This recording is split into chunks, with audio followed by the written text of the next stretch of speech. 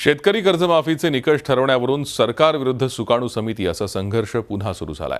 सुकाणू समितीतील काही आडमुठ्या नेत्यांमुळे तोडगा निघत नसल्याचा आरोप होतोय। दुसरीकडे शेतकरी नेत्यांच्या गोंधळानंतर 10,000 रुपयांच्या तातडीच्या कर्जासाठी आधी ठरवलेले निकष शिथिल करण्याचा निर्णय सरकारने घेतलाय।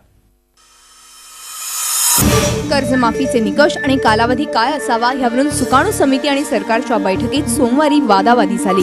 संतापलेल्या शेतकरी नेत्यांनी 10,000ची उचल देण्यास काढलेल्या जीआरची होळी केली। बैठकीत 30 जून 2016 पर्यंतचे 1 लाखांपर्यंतचे थकीत कर्ज माफ करण्याची भूमिका सरकारकडून चंद्रकांत पाटील यांनी मांडली। तर ही कर्जमाफी 30 जून 2017 पर्यंत असावी असा आग्रह सुकाणू समितीतील काही सदस्यांनी धरला। यामुळे पहिलीच बैठक फिसकटली। मुळात 1 लाखांपर्यंत सरसकट कर्जमाफी दिल्यास 80% शेतकऱ्यांचा 7/12 कोरा होणार असल्याचा दावा सरकारतर्फे करण्यात येतोय। सरकारची ही भूमिका सुकाणू समितीत काही शेतकरी नेत्यांना मान्यही होती, मात्र तोडगा काढण्यापेक्षा हा वाद वाढवण्यावर भर असणाऱ्या काही शेतकरी नेत्यांनी त्याला विरोध करत 30 जून 2017 पर्यंत कर्जमाफी करावी अशी भूमिका मांडली। तांत्रिकदृष्ट्याही अवर्षण असलेल्या काळासाठी कर्जमाफी देणं योग्य ठरणार आहे, मात्र आंदोलन चिघळवण्याची इच्छा असलेल्या काही शेतकरी नेत्यांनी या भूमिकेला विरोध केल्याचा आरोप करण्यात येतोय। काही शेतकरी नेत्यांना, तथाकथित शेतकरी नेत्यांना हे होऊच द्यायचं नाहीये।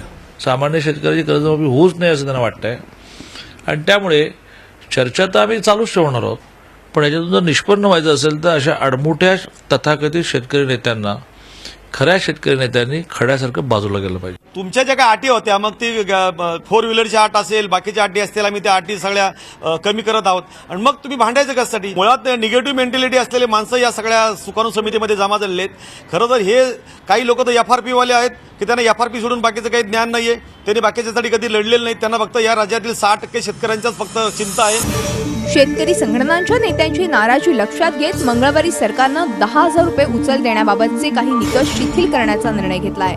त्यानुसार शासकीय सेवेत असलेल्या पण 20,000पेक्षा कमी पगार असलेले शेतकरी, 10 लाखांच्या आतील किमतीची 4 चाकी वाहनं आणि शेतीपूरक वाहनं असलेले शेतकरी, पंचायत समिती सदस्य, सहकारी संस्थांचे अध्यक्ष उपाध्यक्ष मध्ये काँग्रेस सरकारनं 2 लाखांची कर्जमाफी दिल्यानं आता महाराष्ट्रातही तोच निकष लावण्याची मागणी सुरू झाली आहे।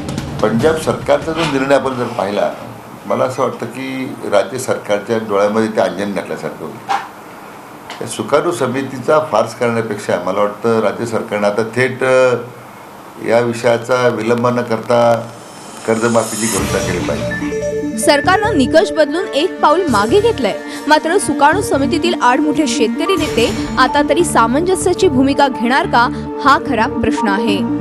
सरकारने कर्जमाफीबाबत योग्य आणि लवकर निर्णय घेतला नाही तर शेतकरी नेते अधिक आक्रमक होण्याची शक्यता आहे।